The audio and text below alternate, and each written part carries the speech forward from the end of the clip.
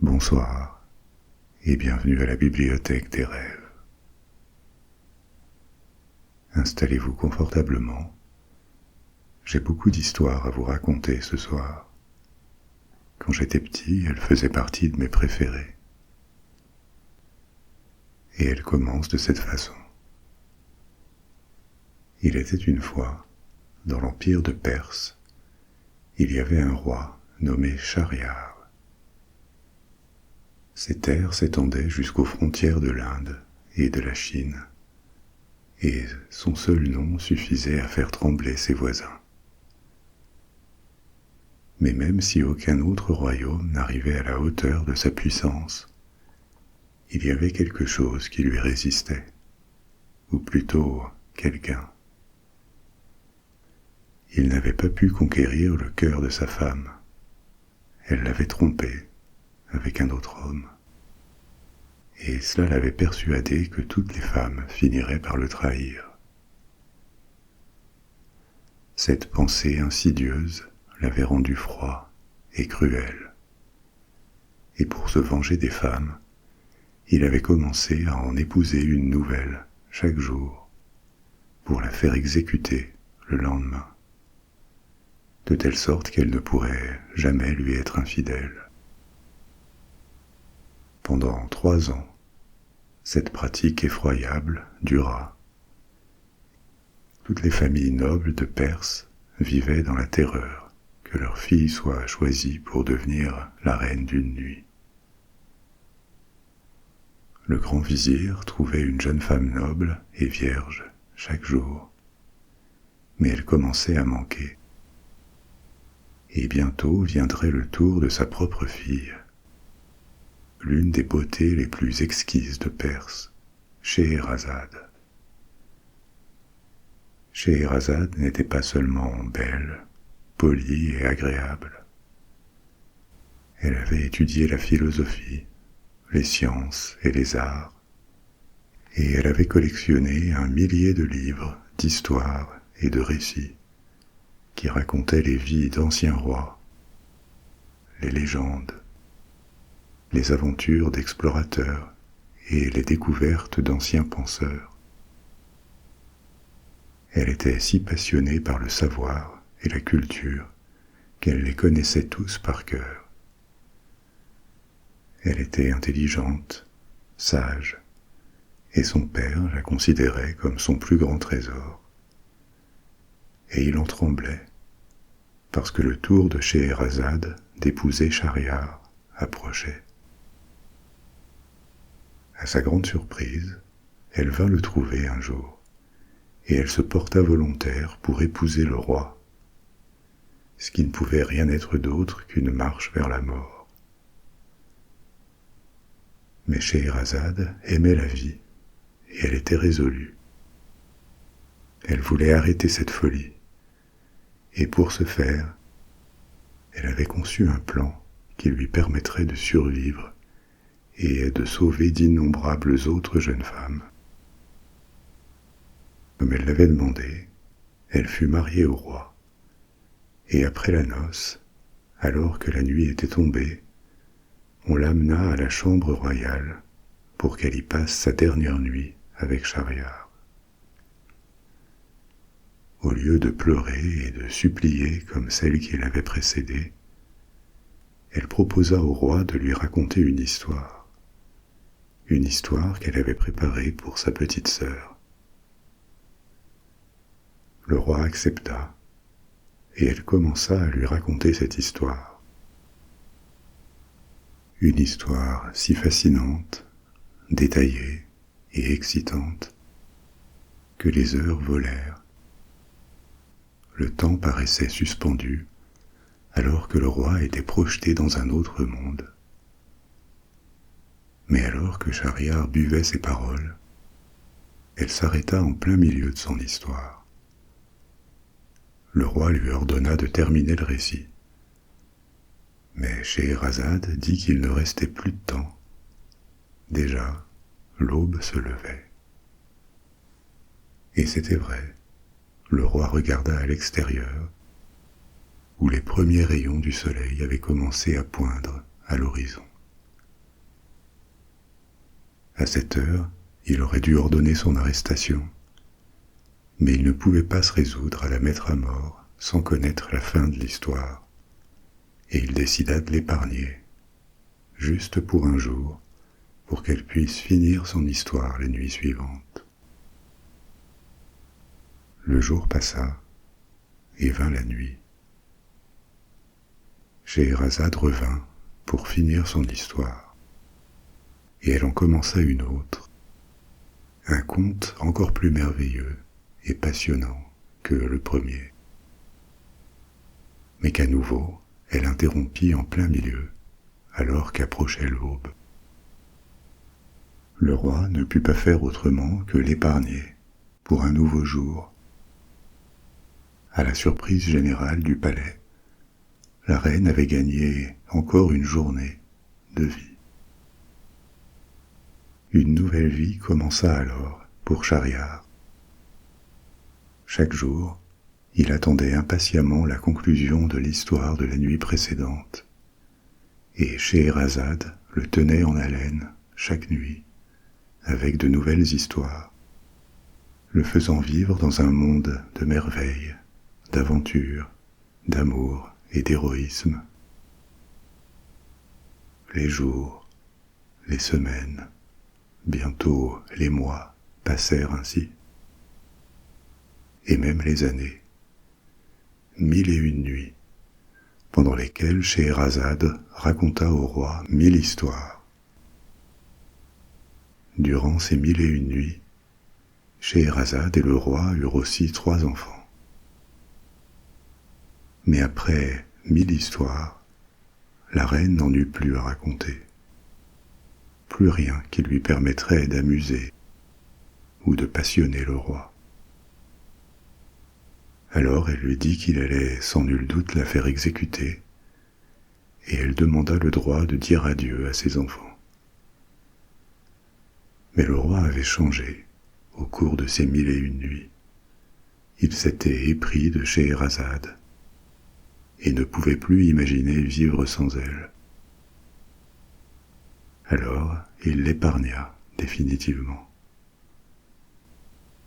L'intelligence et le talent de Scheherazade étaient venus à bout de la folie meurtrière du roi, et la reine vécut de nombreuses années, après avoir sauvé les centaines, les milliers de femmes qui seraient mortes sans son courage et son abnégation. Ce soir, on va revivre quelques-unes des histoires avec lesquelles Scheherazade a fasciné le roi tout au long de ces 1001 nuits. Certaines très célèbres, comme Ali Baba et les 40 voleurs, Aladdin et la lampe merveilleuse, ou les aventures de Sinbad le marin. D'autres moins connues, mais pas moins intéressantes. Ces histoires sont toutes des contes populaires et des légendes des mondes arabes et perses, qui ont été compilés et réécrits au cours des siècles, souvent sous le titre de 1001 nuits, Alf Leila wa Leila en arabe, y compris cette histoire de départ avec Scheherazade que je viens de vous raconter, qui sert d'introduction et de cadre au recueil d'histoires. On parlera aussi un peu de l'origine de ces contes, du contexte historique, et on va continuer dans un instant avec un autre, celui d'Ali Baba. Heureusement pour moi, vous n'êtes pas appelé à m'épargner si ça vous plaît suffisamment. Mais si tel est le cas, je veux bien que vous vous abonniez, que vous commentiez et évaluiez positivement cet épisode ou cette émission. Ça aide beaucoup avec les algorithmes. Et maintenant, laissez la tension se relâcher dans vos épaules. N'hésitez pas à fermer les yeux si vous le désirez. Et plongeons dans la prochaine histoire, celle d'Ali Baba et des 40 voleurs. Il était une fois, il y avait un marchand qui avait 2 fils, 2 frères. L'aîné s'appelait Cassim et le plus jeune, Ali Baba. Cassim était ambitieux et volontaire, mais aussi envieux et avare, alors qu'Ali Baba était tout le contraire, simple, gentil et facile à vivre. Ça faisait d'Ali Baba le plus heureux des deux. Il était simplement satisfait de ce que la vie lui donnait. Il prenait le temps d'observer et d'apprécier la beauté autour de lui, et il se sentait reconnaissant pour tout ce qu'il recevait. Par contre, Cassim était perpétuellement insatisfait et ne pouvait pas s'arrêter de penser à tout ce qu'il n'avait pas. Après la mort de leur père, Cassim mit la main sur tout l'héritage et il épousa une femme riche, ce qui lui permit de vivre dans une grande aisance. Ali Baba, lui, se maria par amour avec une femme pauvre et sans héritage. Alors, il vivait comme bûcheron. Tous les jours, il allait dans la forêt couper et ramasser du bois, en général sans croiser personne. Mais un jour, il entendit des voix et il alla se cacher dans un buisson. Parce que souvent des voleurs et d'autres hors-la-loi passaient par la forêt et il ne voulait pas faire de mauvaises rencontres. Un grand groupe approchait. Effectivement, c'était un groupe de voleurs, mais heureusement, ils ne le virent pas. À distance, il les vit s'approcher d'une colline rocheuse qui émergeait de la forêt. Et l'un d'eux se plaça devant un gros rocher au pied de la colline. Il dit les mots « Sésame, ouvre-toi ». Et là, un miracle se produisit. Le rocher coulissa sur le côté, révélant l'entrée d'une caverne. Les voleurs, qui étaient 40, entrèrent les uns à la suite des autres dans la caverne. Et Ali Baba resta dans son buisson, stupéfait et aussi pétrifié à l'idée qu'il pourrait soudain ressortir et le trouver s'il bougeait. Le rocher reprit sa place dès que le dernier des 40 voleurs fut entré. Alors il attendit, mais peu de temps, parce que peu après, le rocher bougea à nouveau, révélant l'entrée, et les voleurs ressortirent avec des airs de satisfaction sur leurs visages. À nouveau, l'un d'entre eux se mit devant la caverne et prononça ces mots « Sésame, ferme-toi ». Par magie, le rocher reprit sa place et bloqua l'entrée de la caverne, la rendant totalement invisible. Personne n'aurait pu croire qu'il y avait quelque chose d'intéressant à cet endroit. Après cette scène, les voleurs quittèrent les lieux, et Ali Baba attendit longtemps, jusqu'à ce que le son de leur voix ait totalement disparu. Quand seuls les chants des oiseaux et le bruit du vent dans les feuilles se faisaient encore entendre, il quitta sa cachette pour s'approcher du rocher. Il ne put pas réprimer sa curiosité et il prononça les mots qu'il avait entendus. « Sésame, ouvre-toi ». Exactement comme avant, le rocher bougea, révélant l'entrée de la caverne.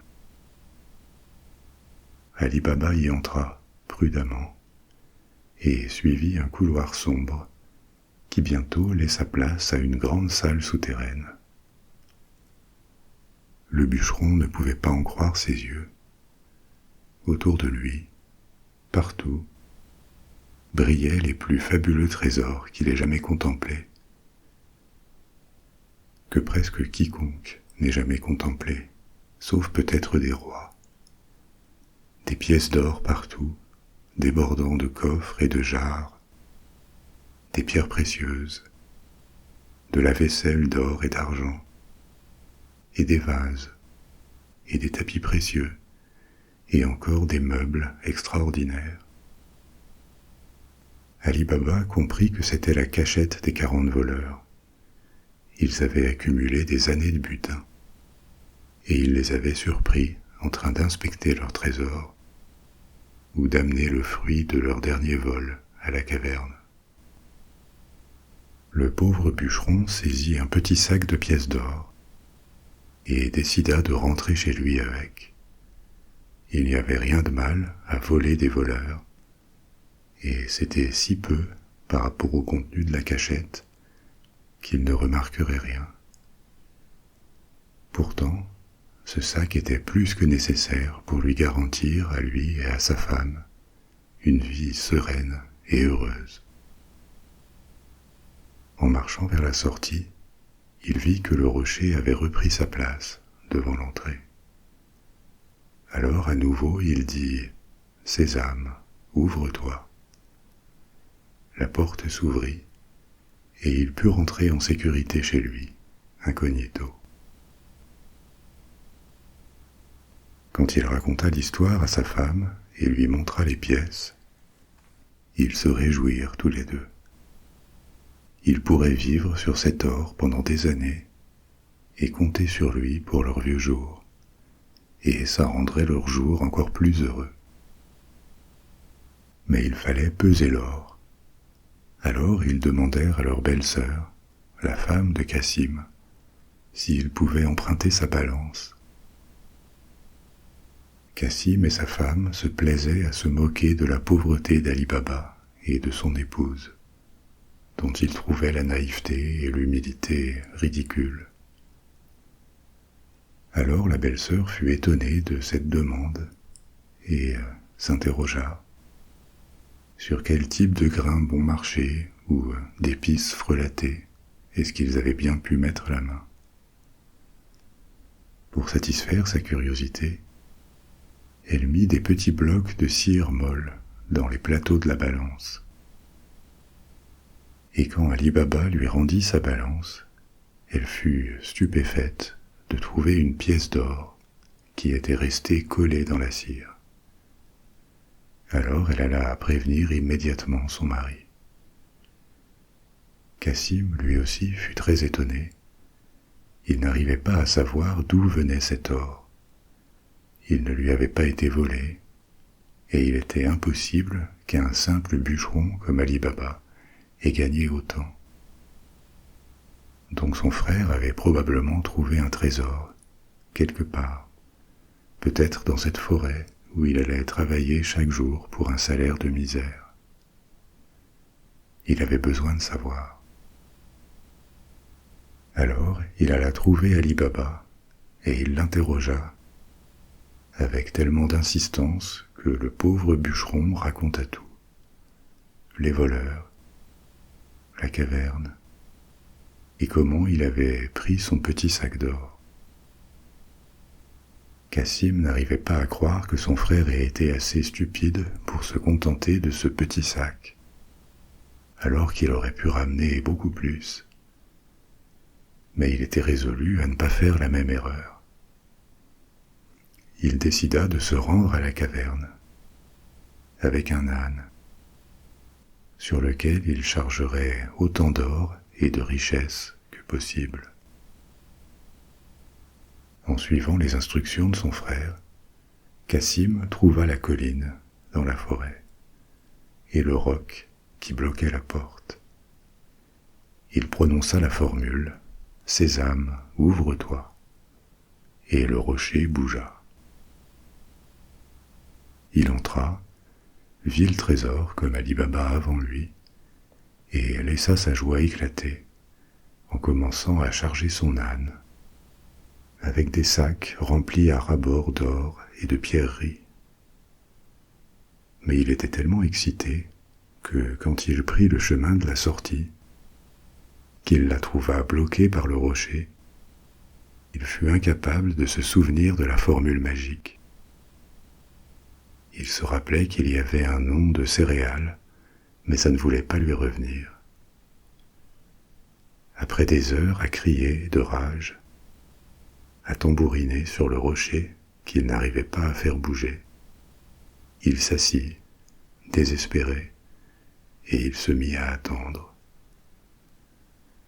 Il n'arriva jamais à se souvenir des mots « Sésame, ouvre-toi », et ce qui devait arriver arriva. Après un jour et une nuit, enfermés dans la cachette souterraine, les voleurs revinrent pour inspecter leur trésor, et ils le trouvèrent là, avec son âne chargé, incapable de sortir.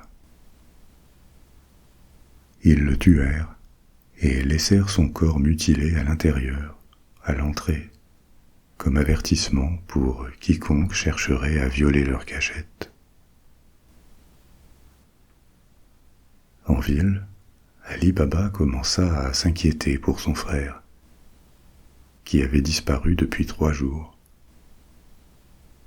Alors il se rendit à la caverne, il prononça les mots « Sésame, ouvre-toi » et il trouva son frère, mort, là où les voleurs l'avaient laissé. Alors il ramena le corps et informa sa femme. Ils réalisèrent qu'ils se trouvaient en grand danger. S'il se savait en ville que Cassim avait été assassiné par des voleurs, les 40 voleurs l'apprendraient sûrement, et ils découvriraient qui ils avaient tué. Sa veuve, mais aussi Ali Baba et sa femme, se retrouveraient en grand danger. Les voleurs avaient laissé le corps dans la caverne, et il avait disparu, ce qui leur apprendrait qu'au moins une autre personne connaissait leur secret. Ils élimineraient probablement toute personne proche de Cassim pour protéger leur trésor. Cassim devrait donc être enterré en prétendant qu'il était mort de mort naturelle, pour que la famille n'attire aucun soupçon. Malheureusement, le corps de Cassim avait été mutilé par les voleurs, et personne ne croirait à une mort naturelle en le voyant. Alors Ali Baba alla trouver une servante de la maison de Cassim, Morgiane, qui était connue pour être maligne et pleine de ressources. En tant que frère de Cassim, il avait hérité de sa maison et de ses affaires, ce qui faisait maintenant de lui le patron de Morgiane. Peut-être qu'elle aurait une idée pour les tirer d'affaire. Morgiane eut l'idée d'un stratagème.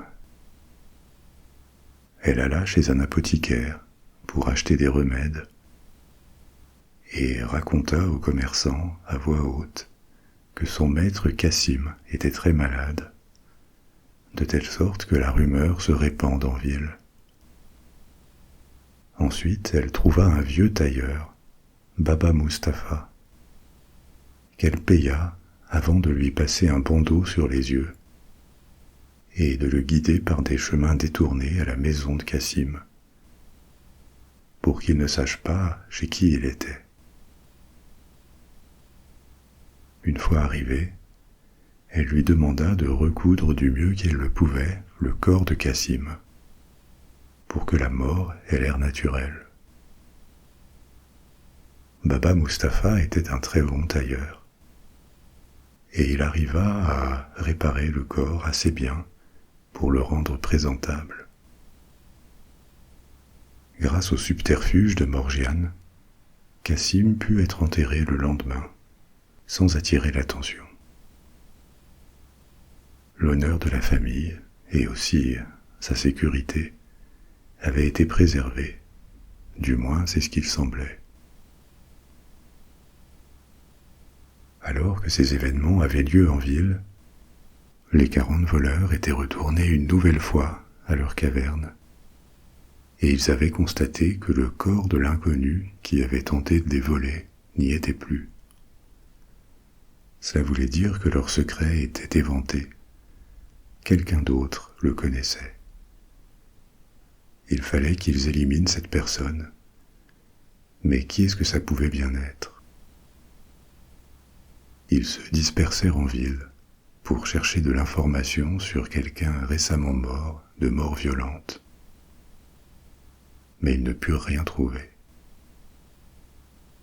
Jusqu'à ce que l'un d'eux tombe sur Baba Mustapha, le tailleur, qui lui révéla qu'il avait récemment recousu un corps pour le rendre plus présentable. Le voleur voulut savoir dans quelle maison, mais grâce aux précautions de Morgiane, le tailleur l'ignorait. Alors le voleur lui passa un bandeau sur les yeux, et il lui demanda de refaire l'itinéraire qu'il avait amené à cette maison. Malheureusement pour Ali Baba et sa famille, Baba Mustapha y parvint. Mais c'était encore le jour, et les voleurs ne pouvaient pas agir. Alors ce voleur marqua l'entrée de la maison d'une croix blanche dans un cercle. Grâce à ce symbole, quand il reviendrait de nuit avec ses 39 compagnons, il pourrait retrouver la maison, et il tuerait tout le monde par précaution.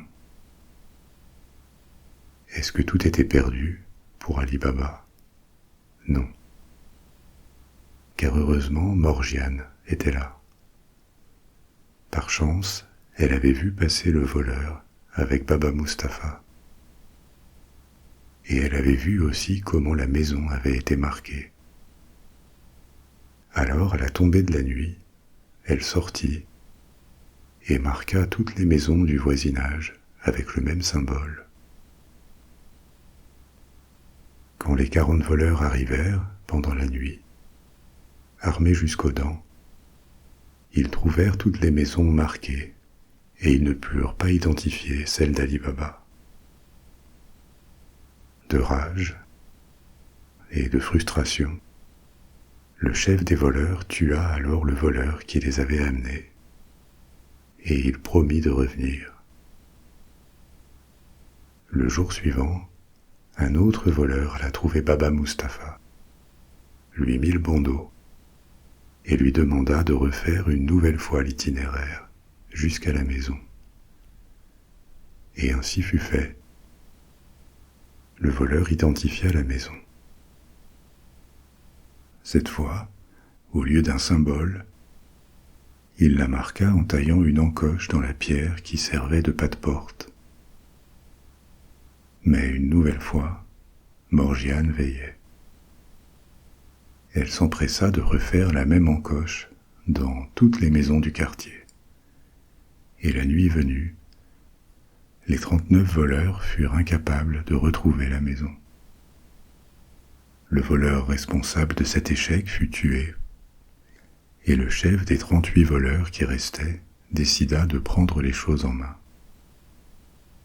Il alla trouver Baba Mustapha, le fit marcher avec le bandeau, et une fois arrivé, il mémorisa chaque détail de la façade, de sorte que, sans coup férir, il retrouverait la maison.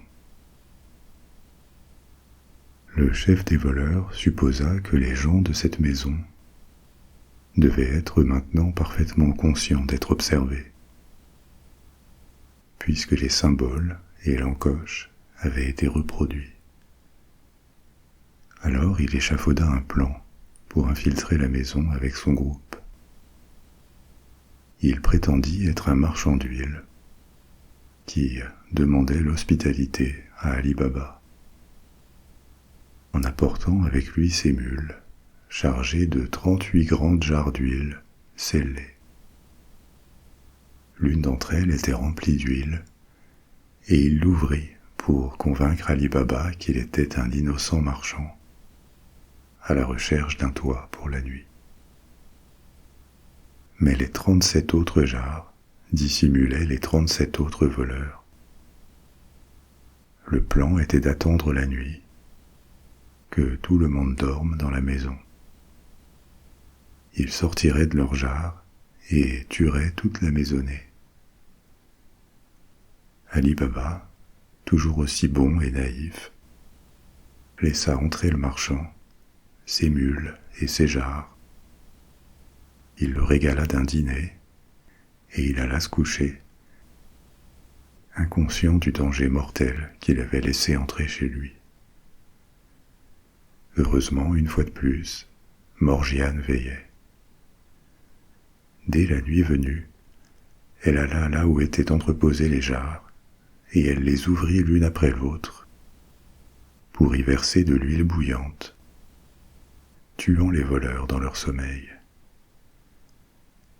Quand leur chef, à qui on avait offert une chambre, alla réveiller ses hommes, il trouva les 37 jarres ouvertes, et dans chacune d'elles, un voleur mort.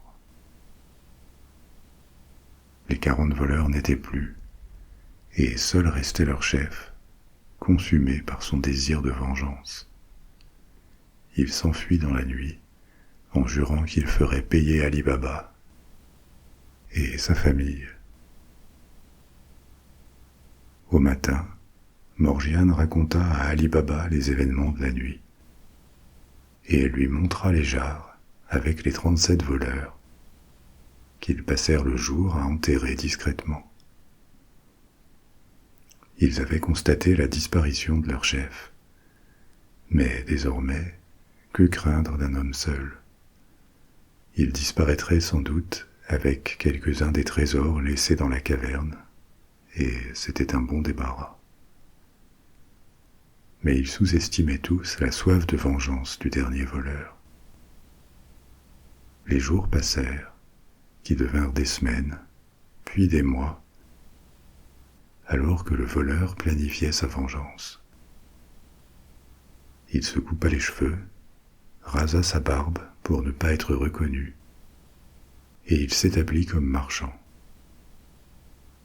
Il alla jusqu'à se lier d'amitié, en apparence, avec le fils d'Ali Baba, qui gérait les affaires de Feu Cassim.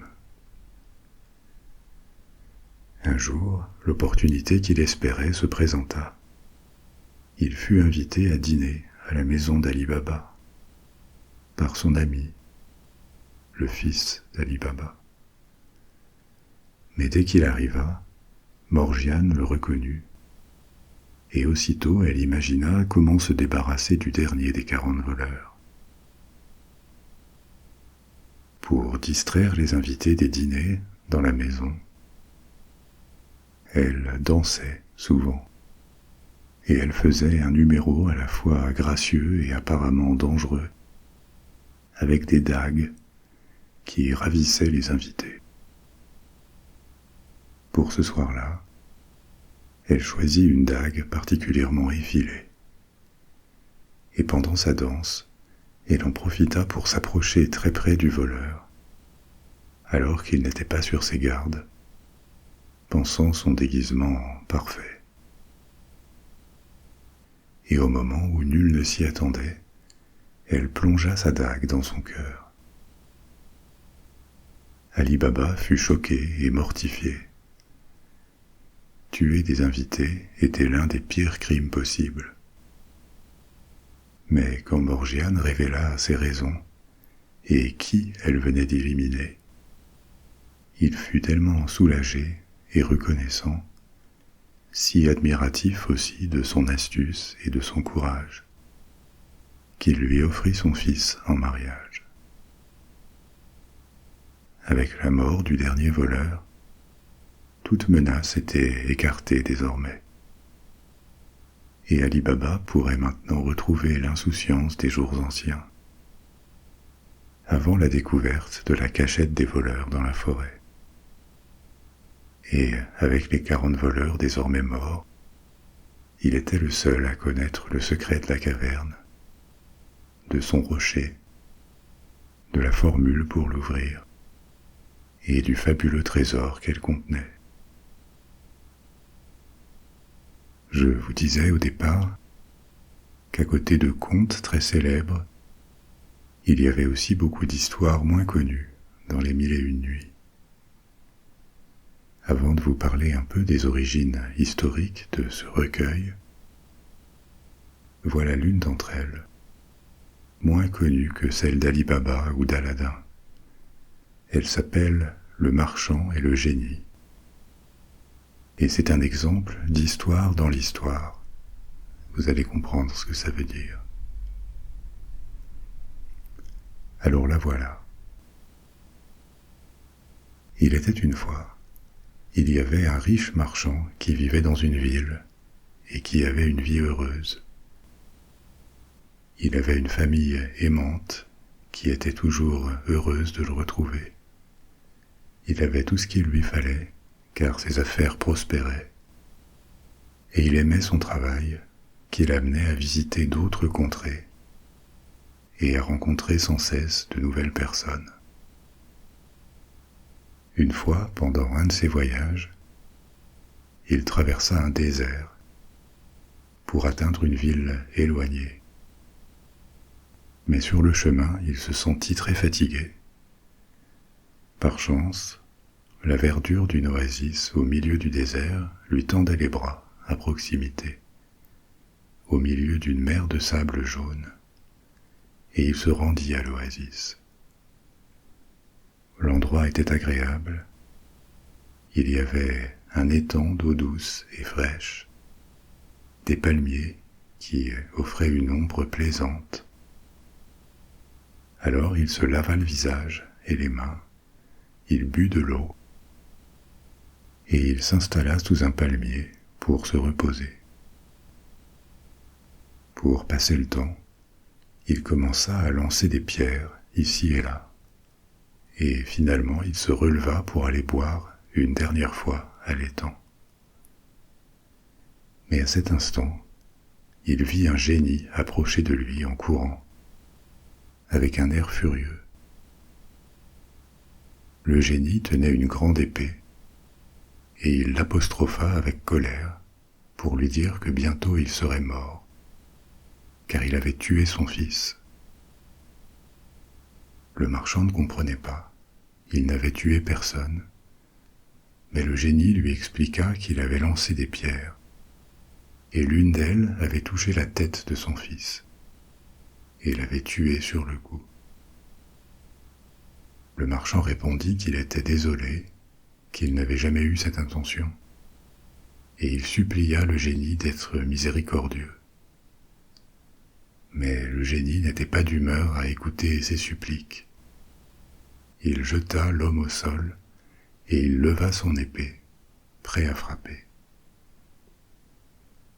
Dans un souffle, le marchand supplia le génie d'accomplir son dernier souhait avant de le tuer. Les génies étaient obligés d'accomplir ce type de souhait. Alors il s'arrêta juste avant de frapper et demanda au marchand quelle était sa dernière volonté. Le marchand demanda le droit de retourner chez lui pour voir sa famille une dernière fois, mettre ses affaires en ordre, payer ses dettes et faire des dons aux pauvres pour s'assurer que ses enfants vivraient bien après sa mort et qu'il aurait sa place au paradis. Le génie observa que c'était beaucoup demandé et il lui demanda de combien de temps il aurait besoin pour faire tout ça. Le marchand répondit que ça prendrait 1 an, et il jura qu'une fois ses affaires en ordre, précisément dans 12 mois, il reviendrait à l'oasis pour recevoir sa sentence. 12 mois, pas un jour de moins, ni un jour de plus. Le génie réfléchit, et finalement il accepta, mais non sans menacer le marchand et lui dire que s'il ne revenait pas dans 1 an, il le trouverait, et il lui ferait subir une vengeance encore bien pire que celle qu'il lui destinait aujourd'hui.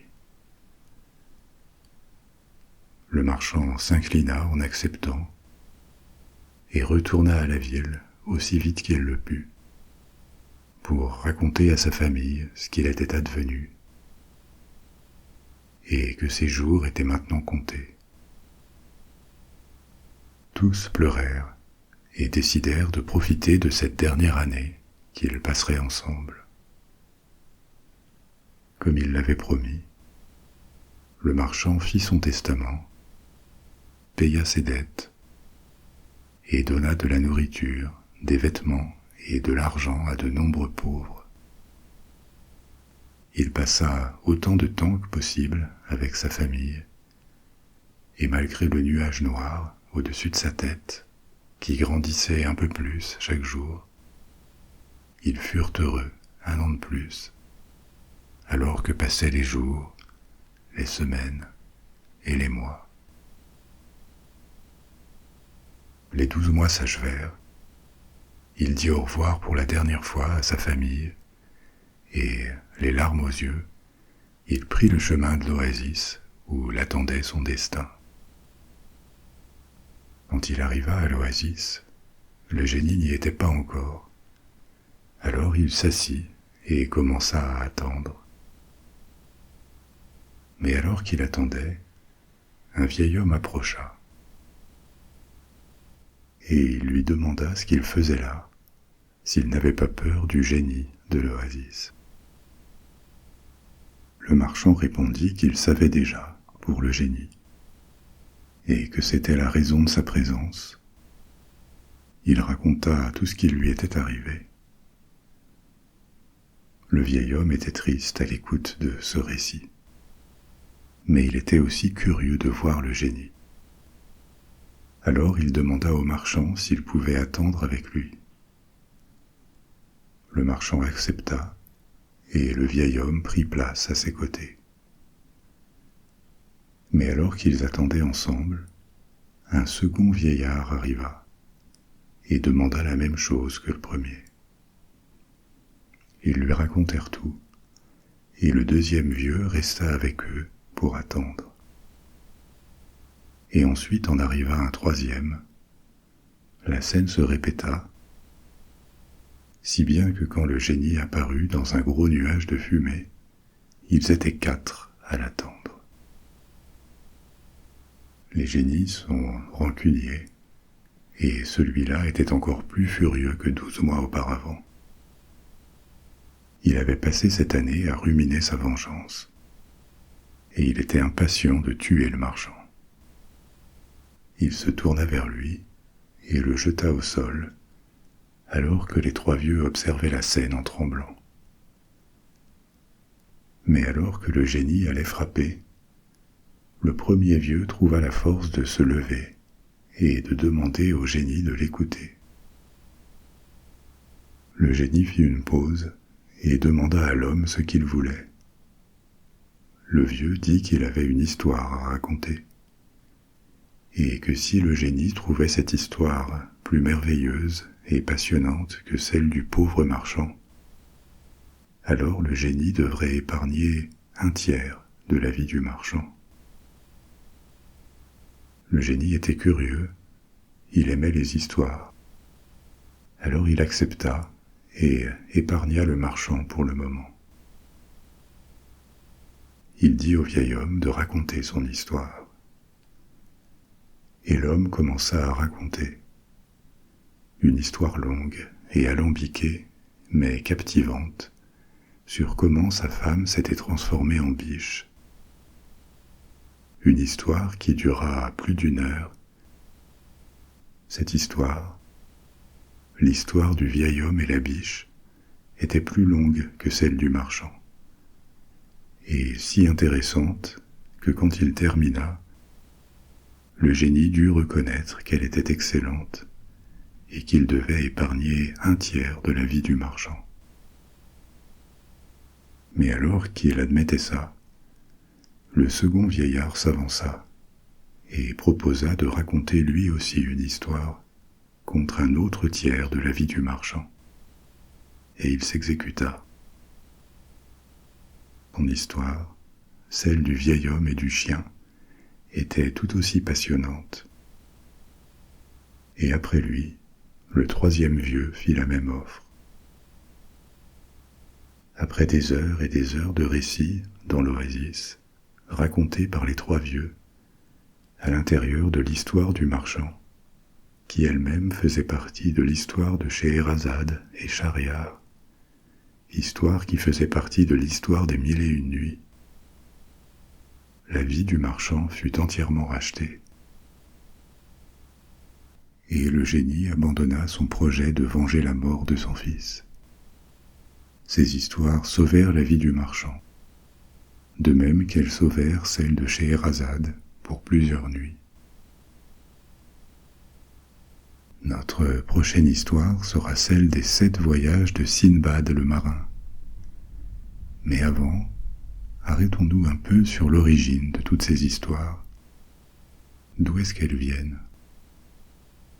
Les 1001 nuits se sont élaborées au cours des siècles, avec de très nombreux auteurs, des traducteurs, des érudits, qui ont compilé et retranscrit des contes et des légendes de différentes régions. Moyen-Orient, Asie centrale, Inde, Afrique du Nord. Les premiers recueils de contes qu'on peut considérer comme des précurseurs des 1001 nuits ont été publiés au Moyen Âge, en arabe et en farsi. Publiés à cette époque, ça veut dire copier à la main. On est bien avant l'imprimerie. En particulier, ces recueils circulent dans l'Empire abbasside. L'histoire qui sert de cadre, celle de Scheherazade, vient d'une œuvre persane, iranienne, préexistante, qui s'appelle Ezzar Afsan, 1000 contes, elle-même inspirée de contes indiens et persans. Ensuite, ce recueil, qui a existé sous différentes formes, avec différentes histoires, voyage dans le monde islamique, où s'ajoutent des histoires de Mésopotamie, d'Asie centrale, de Syrie, d'Égypte. Et pendant des siècles, il jouit d'une grande popularité dans tout ce monde islamique. Même si beaucoup ne savent pas lire à cette époque, les histoires circulent aussi à l'oral. Et ce ne sont pas juste des histoires pour enfants. Elles sont aussi pour adultes, et d'ailleurs elles incluent des passages érotiques ou parfois assez violents qu'on ne mettrait pas dans la littérature enfantine. D'ailleurs, les versions modernes ont tendance à bien édulcorer tout ce qui est trop immoral ou violent, parce qu'elles sont faites pour des enfants. Mais les contes originels sont pour différentes audiences, et certains seulement pour adultes, avec un parfum un peu sulfureux parfois. Le monde occidental les connaît surtout sous l'angle de contes exotiques, des sortes de contes de fées avec de la magie, des génies, et un happy end à chaque fois. C'est ce qui a été sélectionné et publié en Europe. Mais certaines histoires seraient plus proches de romans noirs, avec des histoires de crimes. L'une d'entre elles, par exemple, commence avec la découverte d'un coffre qui contient les membres d'une femme, et elle se présente sous forme d'enquête criminelle. D'autres sont plus philosophiques et peuvent avoir plusieurs niveaux de lecture. Certaines histoires sont situées dans des endroits réels, alors que d'autres se déroulent dans un monde fantastique. Et la compilation inclut aussi des poèmes. Donc comme vous le voyez, c'est une œuvre beaucoup plus diverse, foisonnante, que la réputation des 1001 nuits dans le reste du monde, où elles sont perçues plutôt comme une collection de contes de fées exotiques. L'intérêt occidental pour les 1001 nuits commence au XVIIIe siècle. Ça fait déjà longtemps. Un recueil de ces histoires est compilé au XVIIIe siècle par un orientaliste français, Antoine Galland, qui a voyagé au Levant, en Syrie, à l'époque une province de l'Empire ottoman. Il publie son recueil en français et il sera vite traduit dans d'autres langues. Un recueil qui s'inspire directement de recueils en arabe et en farsi. C'est là qu'il puise la majorité des contes. Mais il y ajoute aussi 2 histoires très populaires en Syrie, qui ne faisaient pas partie des 1001 nuits jusqu'alors. Ali Baba, que je viens de vous raconter, et celle qui deviendra sans doute la plus célèbre de toutes, Aladdin et la lampe merveilleuse, qui conclura notre épisode.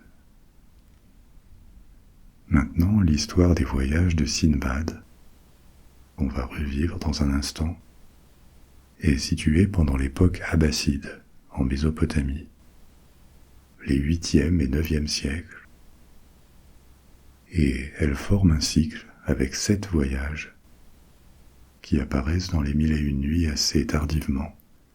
On ne sait pas exactement d'où vient l'histoire. Du Moyen-Orient, ça c'est sûr, mais ses origines se perdent dans le temps. Elle s'est sans doute formée par morceaux au cours du Moyen-Âge et de l'époque moderne.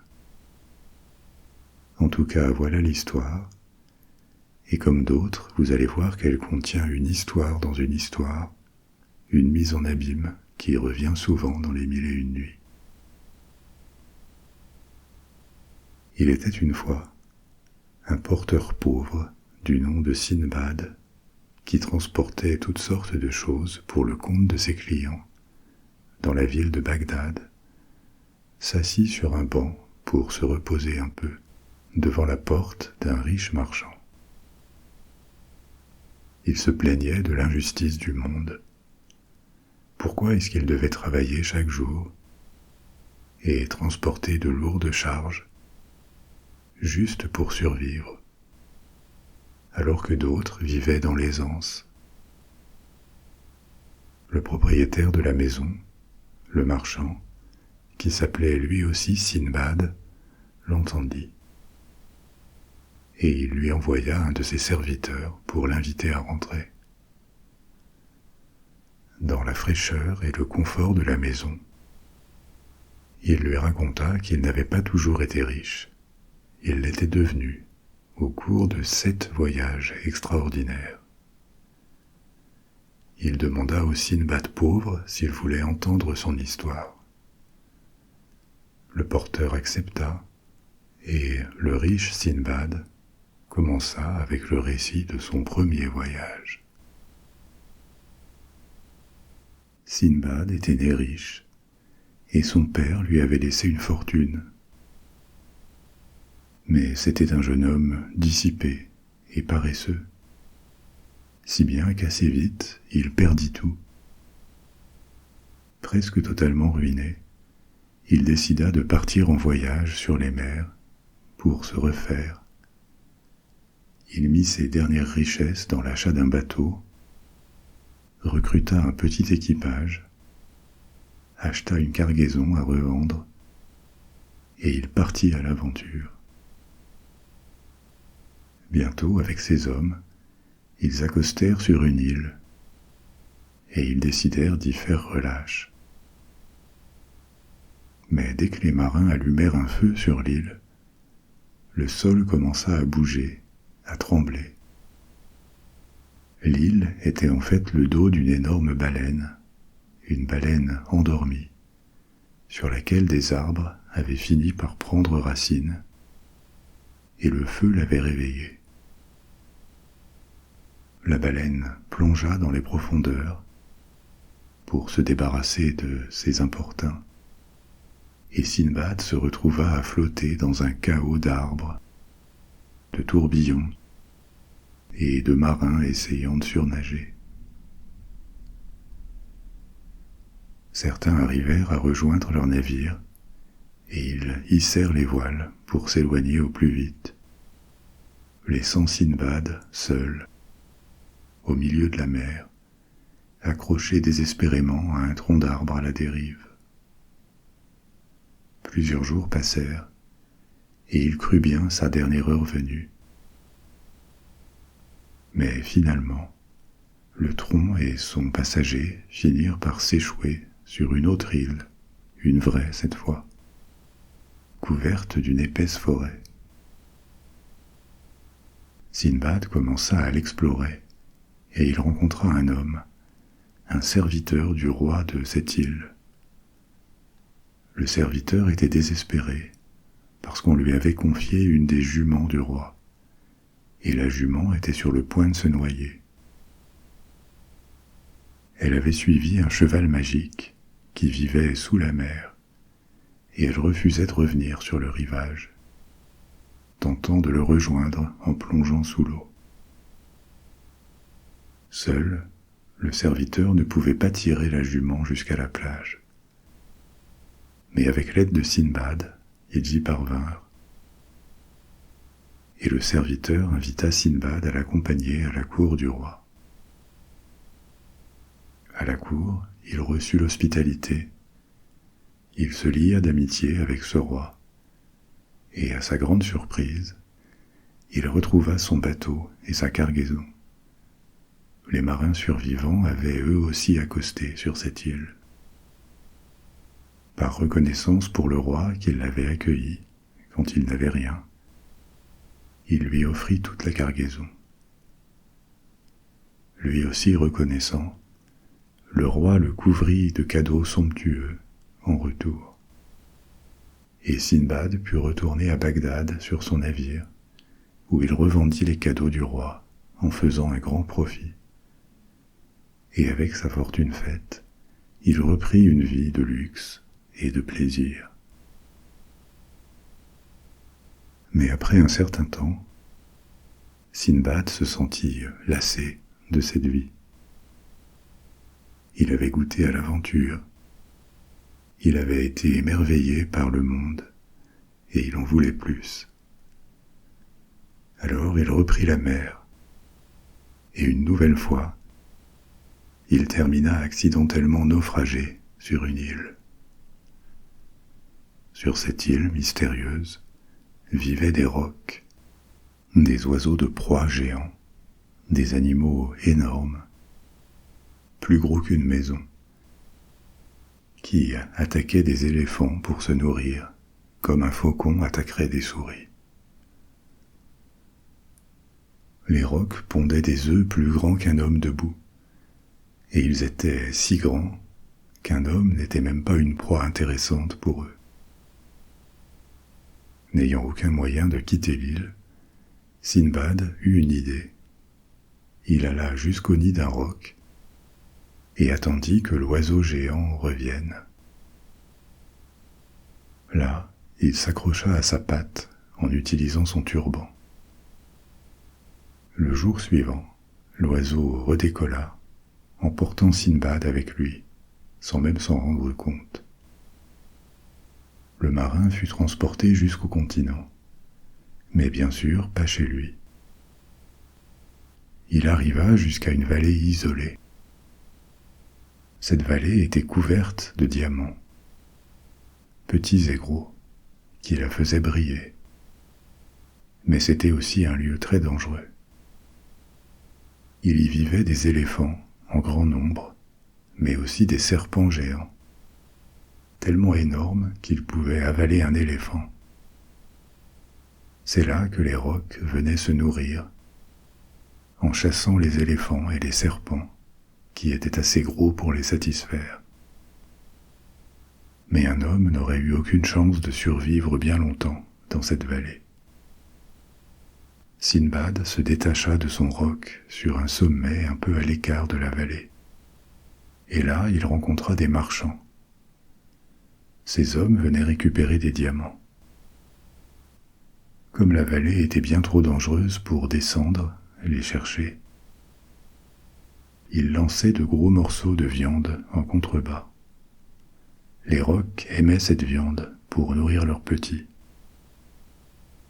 Alors ils descendaient la chercher, et avec elle, des diamants qui y restaient collés. Puis les rocs amenaient cette viande jusqu'à leur nid, où les marchands attendaient qu'ils repartent pour récupérer les diamants. Un commerce dangereux, mais très lucratif. Sinbad eut alors une idée. Il attacha un de ces gros morceaux de viande à son dos, et il descendit dans la vallée avec un sac. Aussitôt, des serpents commencèrent à approcher, mais il ne se laissa pas déborder par la peur. Il ramassa les plus beaux diamants qu'il pouvait trouver, et quelques instants plus tard, un roc arriva, attiré par la viande sur son dos. l'oiseau géant piqua pour saisir la viande, soulevant avec elle Sinbad et ses diamants, le mettant hors de portée des serpents. Le roc le ramena à son nid, sans même le voir, où Sinbad put se détacher du quartier de viande et repartir avec ses diamants. Il retourna à Bagdad avec ce trésor, plus riche que jamais. Et c'est ainsi que se conclut son deuxième voyage. Pour son troisième voyage, Sinbad et ses compagnons échouèrent sur une île, où ils durent échapper à un terrifiant géant mangeur d'hommes, avec un seul œil, un monstre qu'ils aveuglèrent en utilisant la pointe de fer qui lui servait à faire rôtir ses victimes. Ensuite ils s'échappèrent de l'île sous les rochers lancés par son compagnon, un autre cyclope. C'est un épisode directement inspiré de l'Odyssée, dans laquelle Ulysse vit une aventure similaire. Pour son quatrième voyage, il arriva sur une île peuplée de sauvages, qui vivaient nus et dans un dénuement complet. Les sauvages étaient apparemment pacifiques, et ils offraient aux marins qui visitaient leur île de la nourriture. Mais il s'agissait d'une herbe qui leur faisait perdre la raison et toute volonté.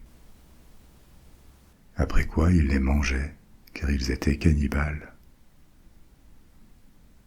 Sinbad était méfiant, et il comprit en voyant ses compagnons ce qui était en train d'arriver. Alors il s'enfuit, et trouva sur la côte un groupe de cueilleurs de poivre qui avaient fait relâche sur l'île. Ils l'emmenèrent avec eux jusqu'à leur royaume, où, une nouvelle fois, il devint ami du roi, et il le captiva avec le récit de ses aventures. Le roi lui donna une épouse, et la vie continua, facile et heureuse pour Sinbad, dans cette nouvelle contrée, jusqu'à ce que Sinbad apprenne l'existence d'une étrange coutume de ce royaume.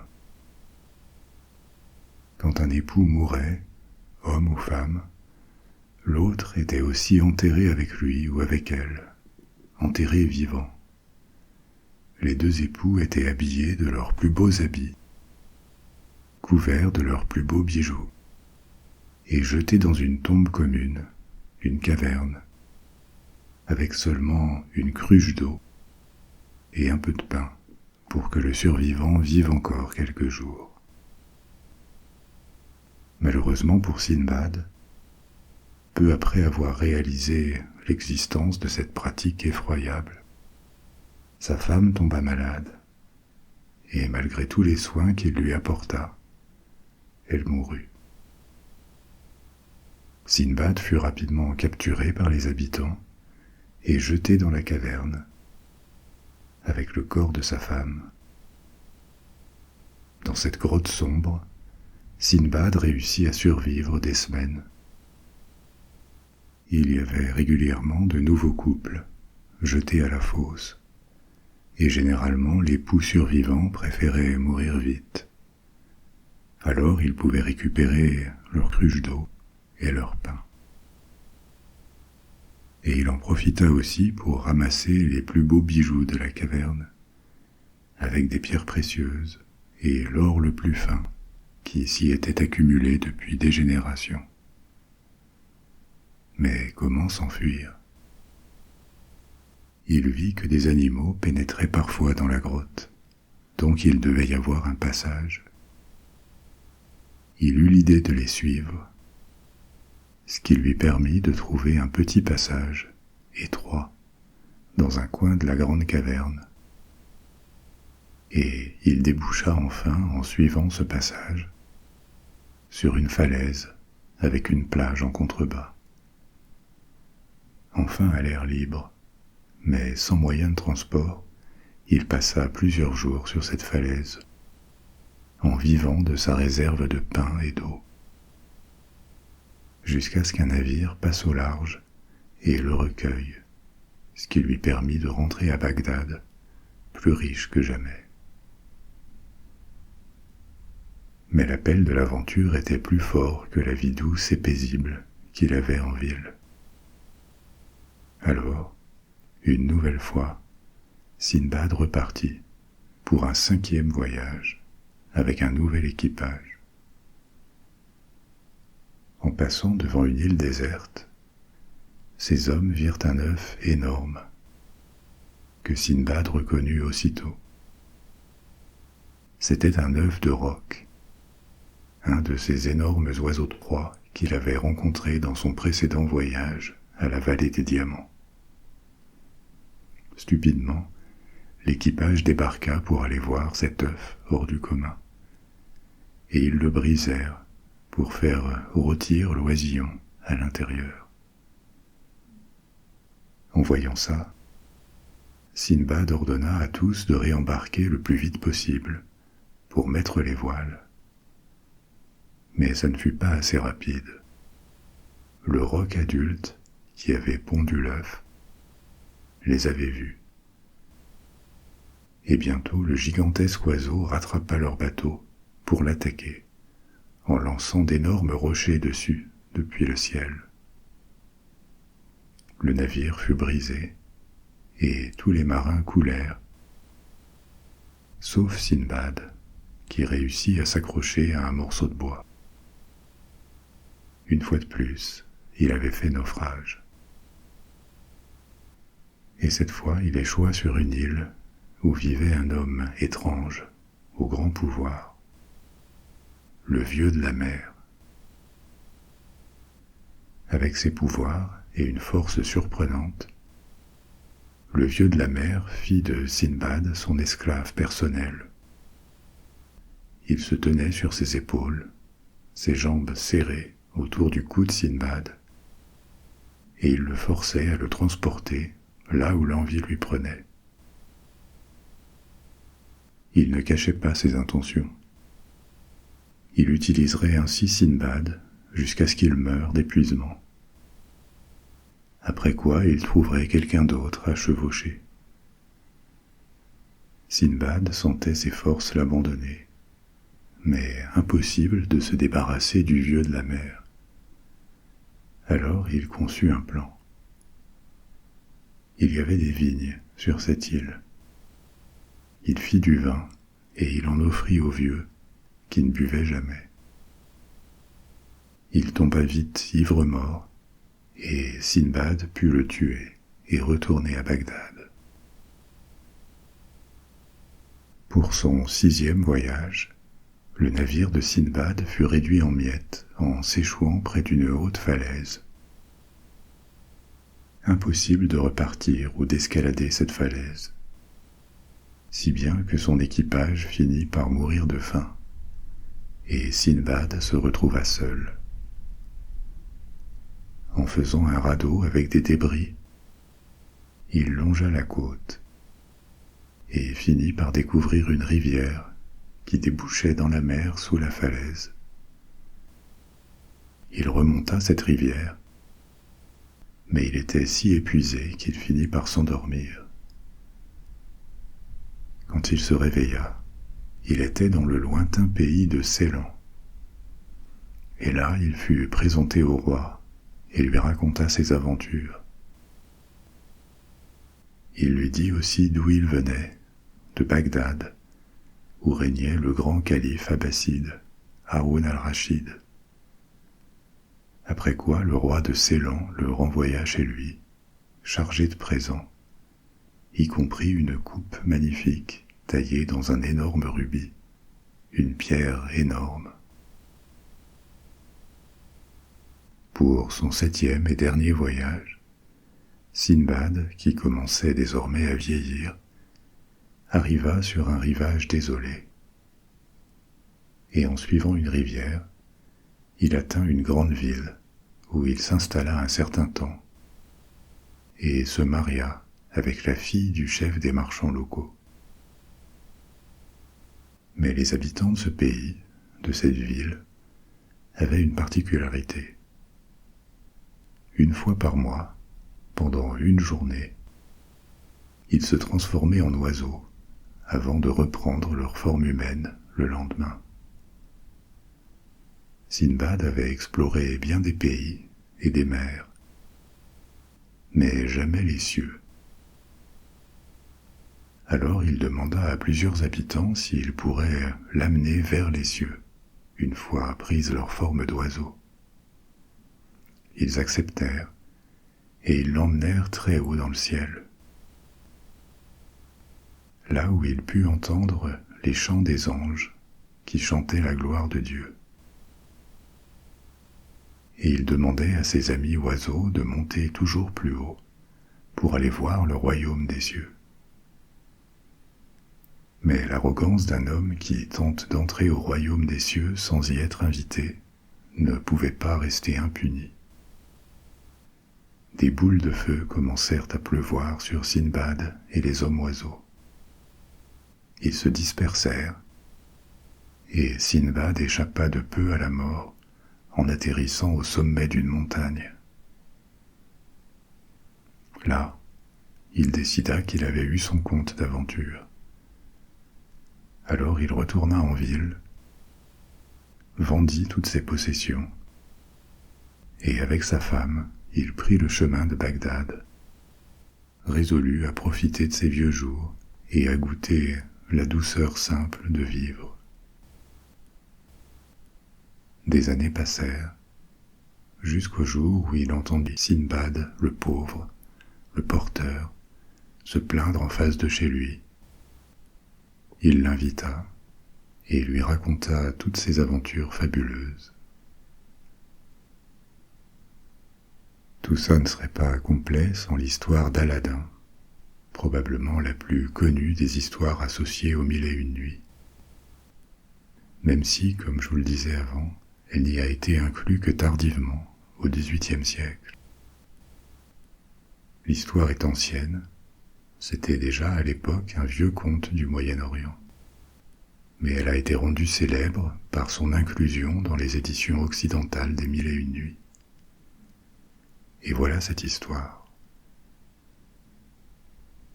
Il était une fois, il y avait un pauvre jeune homme, un adolescent appelé Aladin, qui fut recueilli et pris en charge par un puissant sorcier. Le sorcier prétendait vouloir l'aider et faire de lui un marchand. Mais en réalité, il avait d'autres projets.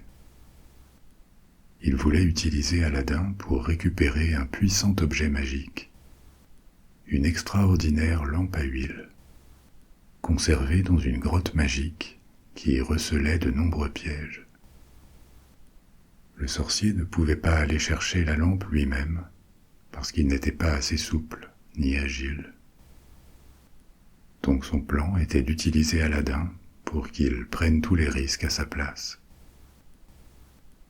Mais bien sûr, il ne lui révéla pas ce dont la lampe était capable, par peur que le jeune homme la garde pour lui.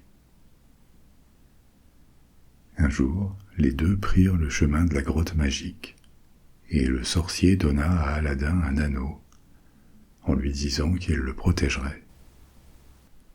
Et une fois arrivé, il lui désigna un trou dans le sol, et lui dit qu'au fond de ce trou, profond, il trouverait l'entrée de la grotte. Il devrait y prendre la lampe, une lampe, tout ce qu'il y a de plus ordinaire, et rien d'autre, et la ramener au sorcier. Aladin accepta et descendit dans le trou. Il trouva l'entrée de la grotte où étaient accumulés des trésors fabuleux, et au fond, sur un piédestal, était effectivement posée cette lampe ordinaire.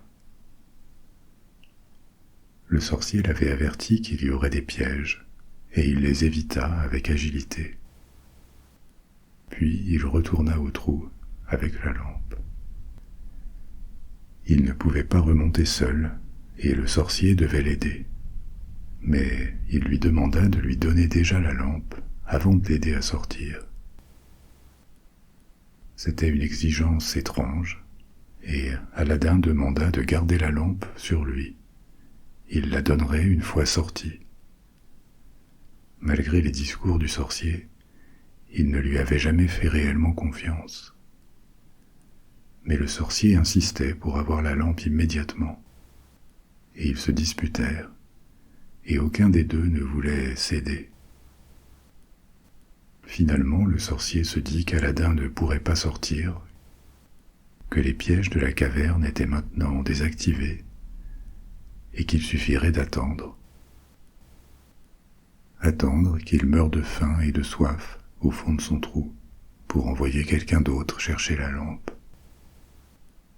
Alors il l'abandonna à son sort, en se promettant de revenir dans quelques jours.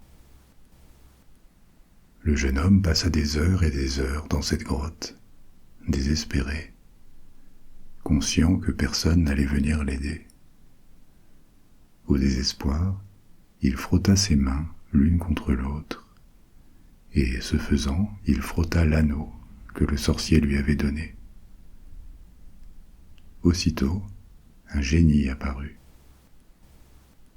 L'anneau était magique, et quand on le frottait, il libérait un bon génie, un génie qui aiderait le porteur de l'anneau.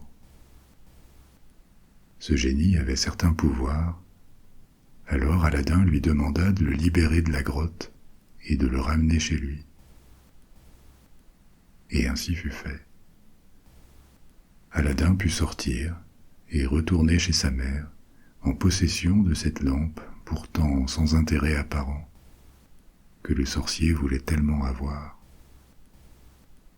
Ils étaient pauvres, et maintenant qu'ils avaient perdu leur protecteur, sa mère n'avait rien pour préparer le dîner. À part peut-être cette lampe qu'elle pourrait vendre. Alors elle décida de la nettoyer. Mais dès qu'elle commença à la frotter, un gros nuage de fumée sortit de la lampe, et quand la fumée se dissipa, un autre génie était apparu. Mais celui-ci était incroyablement puissant, bien plus que le génie de la bague, et il était obligé de servir quiconque possédait la lampe. Et c'est ainsi qu'Aladin devint le possesseur de l'un des plus puissants objets magiques au monde. Une lampe merveilleuse qui pouvait accomplir tous les souhaits. C'était ça que le sorcier cherchait. À partir de ce jour, sa vie changea complètement. Grâce au génie de la lampe, Aladin devint riche et puissant. Il se maria même avec la fille du sultan, une princesse charmante. Et après leur mariage, le génie leur construisit à sa demande un grand palais, encore plus magnifique que celui du sultan. Mais l'ascension de ce pauvre jeune homme n'était pas passée inaperçue. Le sorcier entendit vite parler de la nouvelle fortune d'Aladin. Et il comprit tout de suite qu'elle ne pouvait venir que de cette lampe qu'il convoitait. Alors il attendit qu'Aladin sorte du palais et demanda à y être reçu par son épouse, la princesse, qu'il ne connaissait pas. En se faisant passer pour un marchand désireux d'échanger des lampes neuves et rutilantes contre de vieilles lampes. Elle ne connaissait pas le secret de la lampe d'Aladin et de son génie. Alors elle fut ravie d'échanger cette vieille lampe quelconque que gardait son mari pour une neuve, en se disant que ce marchand faisait vraiment de mauvaises affaires. Bien sûr, dès que le sorcier mit la main sur la lampe, il devint le nouveau maître du génie. Et immédiatement, il lui ordonna d'emporter ce palais et tout ce qu'il contenait là où il vivait. Quand Aladin revint et ne vit plus son palais qui avait disparu, il fut alarmé. Ça voulait dire que la lampe et le génie aussi étaient perdus. Il ne lui restait plus que sa femme et le génie de l'anneau, bien moins puissant que celui de la lampe.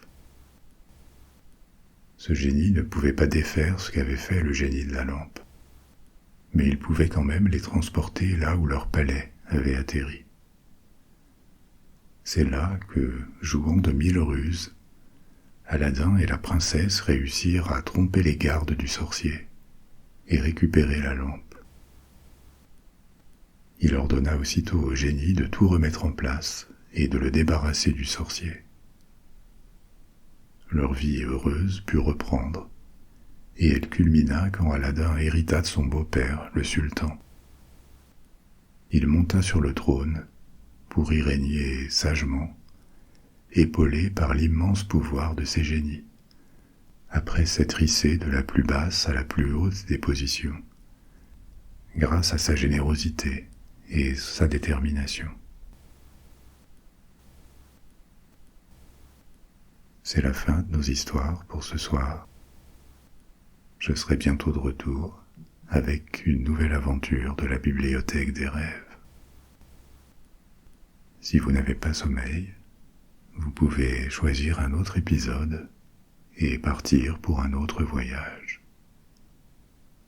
Ou alors, vous pouvez garder les yeux fermés, vous laisser aller et vous endormir. Dormez bien, faites de beaux rêves. Au revoir.